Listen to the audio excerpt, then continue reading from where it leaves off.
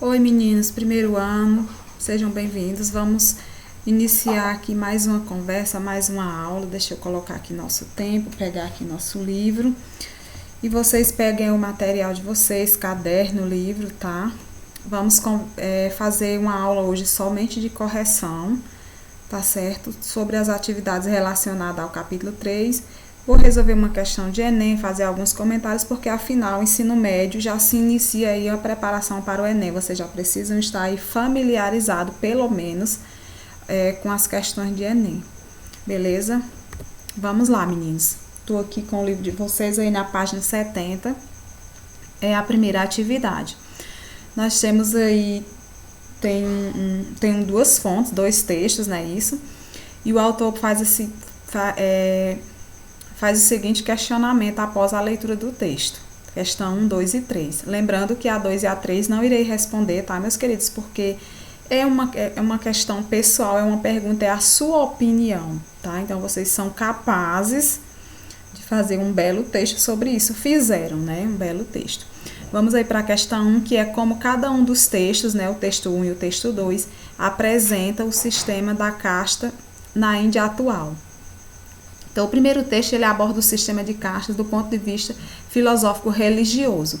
Nessa perspectiva, a condição de vida de um indivíduo é determinada pelo seu estado de nascer, em que casta, em que família esse indivíduo nasceu. Em cada uma das castas, o indivíduo tem o direito nato de exercer determinadas profissões, né, usar certos tipos de roupa e outras insígnias relacionadas aos seus aspectos espirituais. Já no segundo texto, ele apresenta alguns pontos do debate sobre a discriminação por castas presente aí na sociedade indiana. É bem marcada essa questão da casta na sociedade indiana, mesmo após quase 60 anos, né, da proibição, a Constituição proíbe.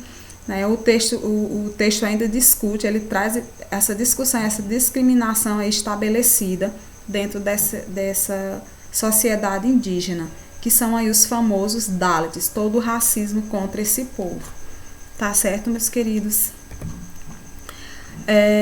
Sobre a página 71, deixa eu ver aqui, isso mesmo, página 71, nós temos aí a primeira questão, que ele pede que você sintetize as características principais da cultura arapense e explique aí as principais hipóteses para o seu declínio.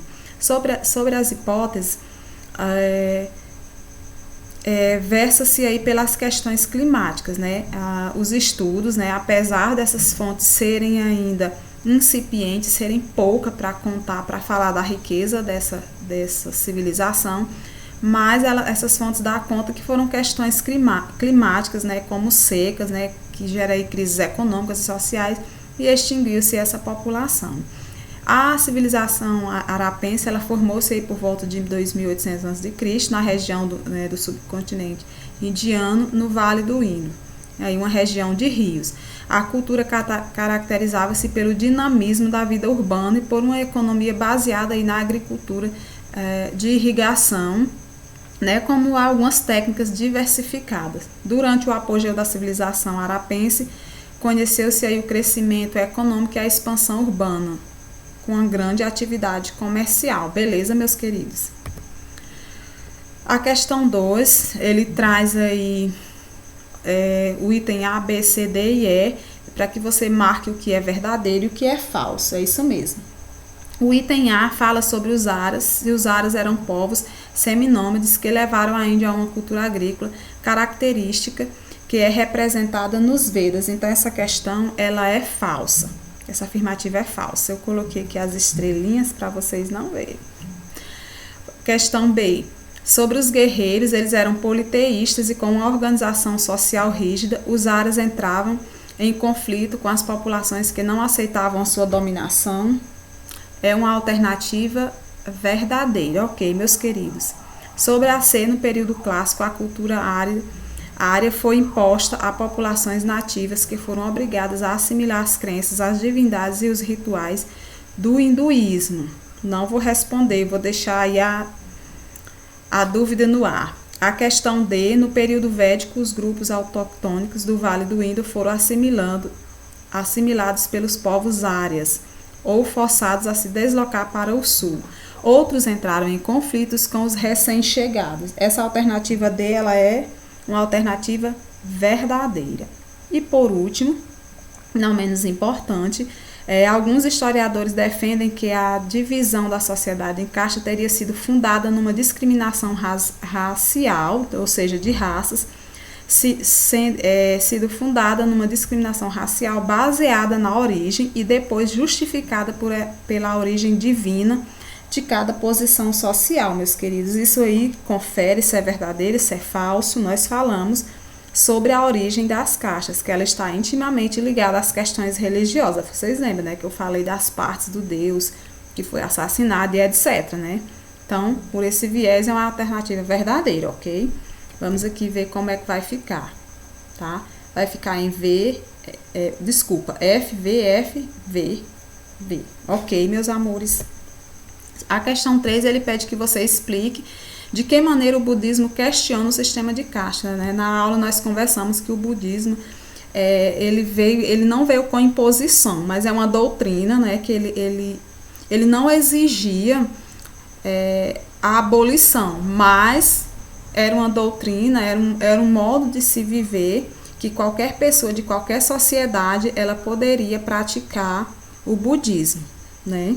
Era uma doutrina baseada aí numa busca pessoal pela iluminação, ok, meus queridos? Independente da casta, certo? Então, a adesão ao budismo demandava a renúncia às prerrogativas de cada casta. Apesar dele não fazer nenhuma exigência, mas qualquer pessoa, qualquer indivíduo poderia praticar o budismo, ok? Questão 3, né? Na página 71 é a última questão. Após a 3 é a questão 4. Que vai trazer aí um quadrinho, né, para a gente analisar. O quadro ele vai tratar sobre Osamu Tezuka.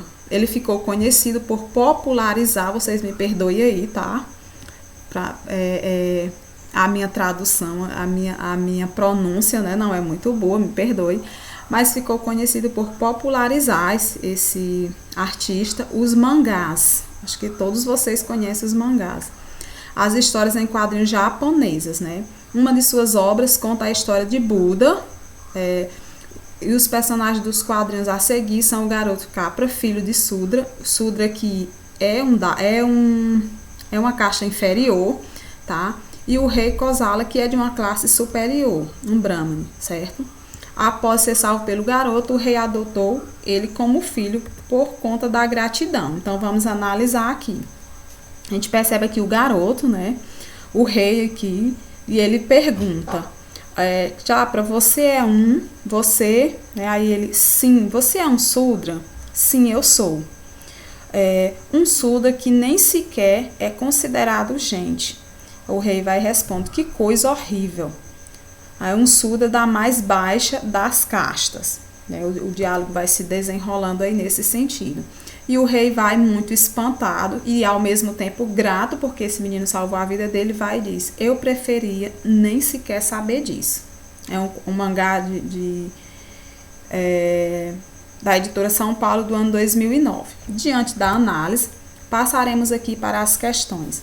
Qual é o elemento de tensão presente no diálogo entre o rei e o garoto? O elemento de tensão, meus queridos, aí é a descoberta do rei. A tensão vai se dar-se aí quando o rei descobre que o menino ele é de uma casta inferior e ele preferia não saber, né, que o seu salvador era um Sudra, uma classe inferior à sua. Explique o desapontamento do rei com base no brahmanismo. Segundo a tradição do brahmanismo, membros de castas superiores, eles são proibidos a se relacionar com membros de classe superior, né? Nós conversamos sobre isso. As classes inferiores sob a pena de tornarem-se impuras, ou seja, o simples relacionamento de uma casta superior com a outra, além de não poder ocorrer, isso ocorrendo, a casta superior se tornaria impuro, né? E no quadrinho o rei ele ficou bastante desapontado, pois ele acabou sentindo gratidão por um Sudra, um indivíduo de uma casta inferior, ok? De que maneira a ideia de karma justifica a sociedade de casta? Bom, o karma é a explicação para um indivíduo pertencer a uma casta. A hierarquia entre as castas ela é determinada pelo grau de pureza que as difere. Assim, o pertencimento a uma casta inferior é explicado pelas más ações que o indivíduo cometeu em vidas passadas. Somente o cumprimento do Dharma de cada caixa permitirá uma existência mais digna na próxima encarnação. Ou karma, trocando em miúdos, é algo que você traz consigo, né? Você já trouxe de outra vida, e você tem que submeter-se aí a realizar trabalho, mesmo que de forma indigna, de forma feliz para a caixa superior, porque assim você vai ganhar, né, a possibilidade de uma outra vida, quem sabe você vir como um Brahman, né? Na página 79, deixa eu ver se eu consigo aqui para a gente ficar mais... Página 79 vai falar aí, é um texto, né, meus queridos? Isso, nem tudo dá para mim colocar no slide, eu tento o máximo melhorar nosso slide, mas a página 79, a questão 1, ele vai falar sobre a dinastia Zun. Se é correto afirmar que... Aí tem um texto e tem algumas questões, né? Não vamos nos demorar. Mas sobre essa dinastia, é correto nós fazermos a seguinte afirmação, que é a teoria do mandato do céu e a assimilação da escrita e de outros elementos administrativos dos Shangs foram fundamentais para a questão, para a expansão territorial desses povos. Ou seja, tudo se justificava porque era algo vindo do céu, era um mandato divino. Então, essa dinastia, eles se apropriaram, isso foi cristalizado dentro da cultura deles como forma de expansão territorial, de dominação de outros povos. Ok, meus queridos? A questão 2 vai falar aí sobre o rei lendário, meu Deus do céu, Che Hung-tin. Ele é considerado o primeiro imperador chinês, ok? E a questão pede que você explique a sua política de defesa de território. Então, vamos lá. Após a desagregação, né, da dinastia anterior, a Zun, essa dinastia, a dinastia Qin, derrotou seus rivais, unificou o território e promoveu aí uma centralização política, coroando esse rei. O mesmo, né, como imperador da China. A sua política estava baseada aí na defesa do território. Ele deu início aí, principalmente, entre várias demandas, à questão da Grande Muralha da China, para conter aí os avanços de outros povos nômades vindos do norte. Eles utilizavam bastante a questão de compensar aqueles que lhe eram leais, que lhe eram fiéis. Eles tinham a questão de doação de terras. Ok, queridos, né? Dentro, como uma forma de proteger aí suas fronteiras, ok? De invasão. A questão 3, ele vai pedir aí, tem um texto também, né? E vai pedir que você assinale a alternativa correta sobre a dinastia Zun, tá? Então, nós temos aí algumas opções, e dentre essas opções que vocês já leram, analisaram, tenho certeza que vocês responderam sobre essa dinastia, que é a soma de diversas muralhas, né, sobre a muralha da China. O texto vai versar sobre a questão da muralha da China, né, e que é a soma de diversas muralhas edificadas, né. Ela não é algo que começou-se e terminou de forma, uma sequência, mas era, digamos assim, um movimento meio que de indas e vindas, né. Ela era destruída e reedificada ao longo dos anos, ao longo do tempo. A sua construção iniciou-se aí na dinastia Qin com o fim de proteger os territórios, nós já falamos sobre isso, né? Ela é considerada hoje um patrimônio mundial por ser um exemplo do pensamento estratégico chinês e por sua arquitetura grandiosa. Ok, meninos, na questão 4 nós temos aí, pede que você explique o papel exercido pelos funcionários letrados da dinastia Zun e Qin. Durante essas duas dinastias, com o desenvolvimento das cidades e de uma cultura urbana, formou-se uma elite intelectual que servia aí ao Estado, né? A constituição desse grupo favoreceu aí a emergência da reflexão sobre questões políticas e morais da sociedade chinesa no período. As escolas mais importantes formadas nesse contexto, né, a confucionista, né, de Confúcio, e a taoísta, nós falamos sobre essas duas filosofias de vida e ao mesmo tempo religiosa. Elas refletiam aí sobre a questão da guerra, da insegurança, a crise moral e a ética pelas quais passavam os chineses. Então, dentro desse período chinês de indas e vindas, de guerra, de lutas, tinha aí esses dois grupos letrados que combatia muito essa questão das guerras, das lutas e etc.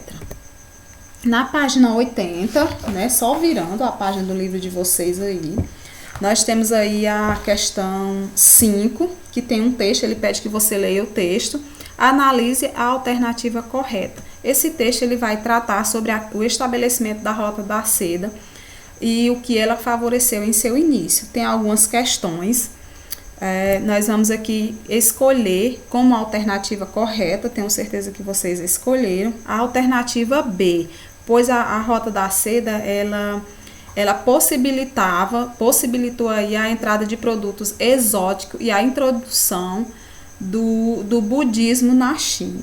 Ok. Além, né, porque a Rota da Seda, vocês lembram, ela estava para as questões comerciais, né? A Rota da Seda era aquela, pega produto raro, produtos de luxo, né, e era comercializado aí. Então, além disso, ela propiciou produtos exóticos, produtos que não existiam, tá certo? Como também essa filosofia budista na China. Tem aí na questão 6, um diálogo, isso mesmo, sobre o Confúcio. Diante da leitura desse texto, nós temos duas questões a tratar dentro desse contexto do diálogo que vocês já leram. O primeiro qual é o compromisso ético de um homem que pretende ser virtuoso? Segundo Confúcio, o compromisso ético de um homem é o de não aceitar riquezas por meios injustos, porque se o fizer estará fugindo dos princípios virtuosos, que para o pensador chinês era a benevolência, a sabedoria e a coragem. Desse modo, o homem também não podia fugir de sua pobreza, ou seja, é extremamente aqui importante a questão da não corrupção. Não importa qual a sua situação atual, sua situação financeira, certo? Eu falo atual, mas dentro daquele momento, tá, pessoal? Mesmo que você fosse uma pessoa pobre, que passasse por diversos perrengues, você não se corromperia. Não poderia, você tem que, mesmo assim, ser uma pessoa honesta, ok? A questão B, interprete a seguinte afirmativa do texto: o homem é virtuoso quando tudo lhe favorece, e o é também quando tudo não lhe é obstáculo. Com essa afirmativa, de acordo com a moral confucionista, o homem virtuoso agia sempre segundo os seus princípios, os princípios da sua virtude, e não conforme as circunstâncias. Independente da situação favorecer ou não uma ação, ele não atuava nessa ação, né? A sua conduta não permitia que ele se corrompesse, né? Então, uma questão, ela leva a outra, elas são muito parecidas, ok? Então, esse homem, ele é sempre guiado pelo compromisso da verdade, da não corrupção. A justiça era um bem maior, ser um homem benevolente, um homem justo, independente da sua situação, ok? A questão 7, nós temos aí uma figura para ser analisada, tem um textinho, sobre o taoísmo, né? O taoísmo está presente até hoje no cotidiano dos chineses, manifestando-se na astrologia, na medicina, na arte marciais, na culinária e até no estilo de decoração. Sobre essa figura, ela representa duas coisas. Um lado representa, o lado mais escuro representa a terra, o frio, a terra, e o lado mais claro, o céu. Aí o frio, o calor, o feminino, o masculino, o inverno, o verão, a lua, o sol, a obscuridade, a claridade, a sombra e a luz.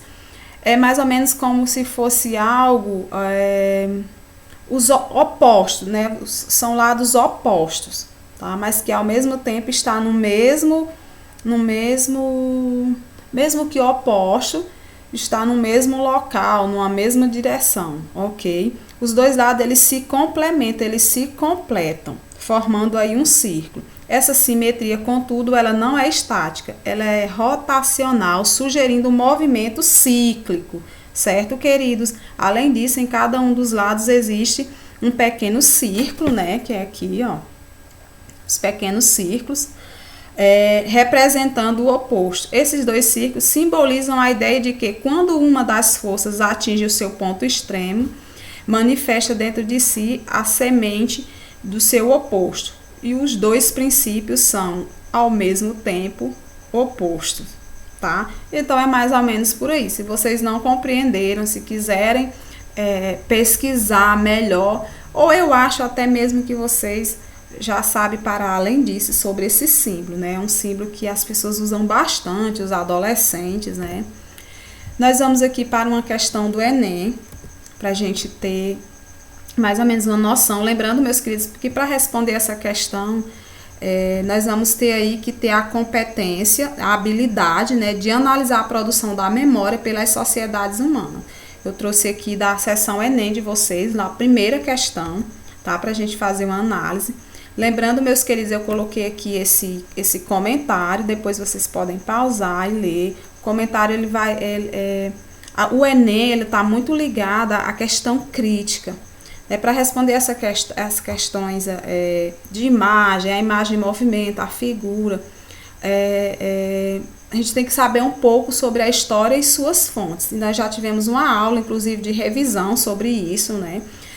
De como a história, dentro do seu processo de construção, aí em meados do século XIX, ela considera os sujeitos históricos. Ela não considerava mais apenas os grandes sujeitos históricos, grandes personagens como os reis e generais, ignorando outros grupos como os trabalhadores, tá? A partir do século XIX, final do século XIX, final do século XX, a história ela vai trazer à tona outros personagens. Ela não vai mais contar a história só dos grandes homens, não é? Mas ela vai passar, né, aí no finalzinho do século XIX, por um processo de mudança. Ok, meus queridos? Vamos analisar aqui uma figura, que é uma imagem de uma negra vendedora de frutas do Rio de Janeiro. Essa foto ela foi feita em 1870. Ok? É um período aí bem próximo da escravidão. Então, assim, qual foi a intenção desse fotógrafo, desse sujeito, quando ele produziu essa imagem? Vamos tentar descobrir. Quando esse personagem, lembrando que a imagem ela está alocada aí num período bem próximo da escravidão, tá certo, meus queridos? Ela é anterior à abolição, mas ainda muito próximo, ok? Então ele pede que analise a imagem e o que se pode afirmar, qual a intenção, o que esse fotógrafo tinha, né? Em que consistia o seu pensamento, o seu olhar sobre essa imagem. Então ele vai dar aí algumas questões, né? A intenção do fotógrafo era enaltecer a personalidade dessa vendedora de fruta, valorizando a sua origem histórica. Com certeza não, meus queridos, porque lembrando, esse pensamento aqui ele ainda não estava em voga, né? Como eu falei, é uma imagem anterior, muito próxima ainda do período da escravidão, e lembrando que era a visão de um europeu, então ele não tinha essas questões ainda. Ele queria retratar a sociedade brasileira em todas as suas facetas, mostrando a realidade da desigualdade social e da escravidão presente nos meios urbano e rural. Eu acredito que não, mas vamos lá. Denunciar os maus tratos infligidos pelo trabalho escravo, principalmente o sofrido pelos escravos de ganho, nas cidades brasileiras, em prol da causa abolicionista. Eu penso que também não. Compor uma imagem que servisse como, essa palavra que quer dizer memória, lembrança, certo? Souvenir, dos trópicos, eliminando o imaginário europeu do exotismo que ele acreditava existir nas terras distantes da Europa. Essa aí está muito mais próxima, né? Eu não sei se vocês concordam comigo. Ou ele queria retratar o cotidiano urbano das cidades brasileiras por meio da imagem dos vendedores de rua, especialmente aqueles que eram escravizados, em seu ambiente de trabalho. E aí, meus queridos, vocês fizeram a escolha de vocês, tá? Então, conforme eu falei, a alternativa D, tá, meus amores? Aqui, ó, A, B, C e D. Tá? Lembrando que o europeu ele tinha um imaginário sobre os trópicos, sobre o povo americano totalmente exótico, tá? Então assim eles tinham uma visão muito deturpada sobre os povos americanos, ok? Principalmente os negros e índios americanos, porque estavam aqui. Nós encerramos aqui, meus amores, no nosso próximo encontro nós vamos iniciar o capítulo 4, ok? Nós vamos ver aí sobre esses 3 povos, ok? A atividade, eu passei somente a prova Enem, né? O manual de vocês sobre Enem, para vocês irem aí resolvendo essas questões. Na verdade, essa questão que eu trouxe, eu acho até que vocês já resolveram, tá? Fiquem com Deus e até a próxima. E um abraço virtual, amores.